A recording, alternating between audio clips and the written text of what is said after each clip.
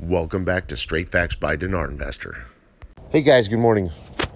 When I share these China Trade Talk videos with you, I'm not telling you that the videos have any type of direct relationship with the Iraq reinstatement, because they do not. They do not have a direct reinstatement. But this does go a little deeper. If you have to think a little bit on these. Noticing how the rate is not changing right now. Notice Iraq's very clearly showing you they have more to do. They're working on the 2020 budget.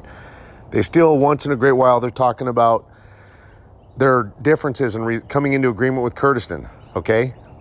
They also still have just a few final steps left on the formation of the government, okay? They're showing you they have things to do. So we already know the rate's not changing right now. That's very clear. But think about this for a second. Yes, the China trade does not have a direct relationship, but my point to you is this.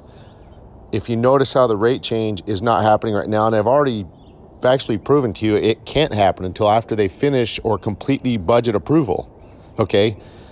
The budget probably won't be done until sometime around February. I mean, it could still go into the beginning of March too, but around February. Let's do a hypothetical example here. Let's just say the rate is going to change in March around when Kuwait did theirs. Again, this is just an example. This is all my opinion, and none of this should be used for financial advice. But just as an example, let's say they were to change the rate around the same time Kuwait did around the end of March. Okay, that's roughly 7 to 8 months before the elections. Okay.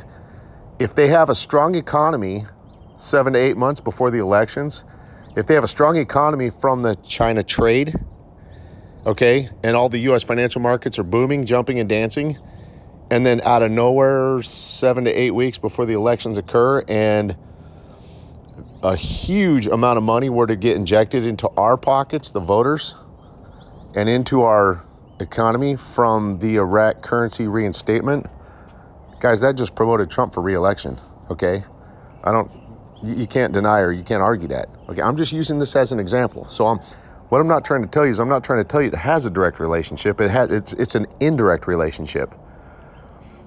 But if it were to play out that way, it's all based on timing, okay? I'm not telling you that that's how it's gonna play out.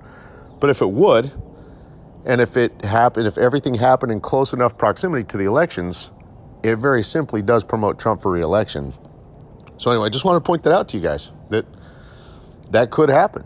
And timing is everything in this. So you guys have a great weekend.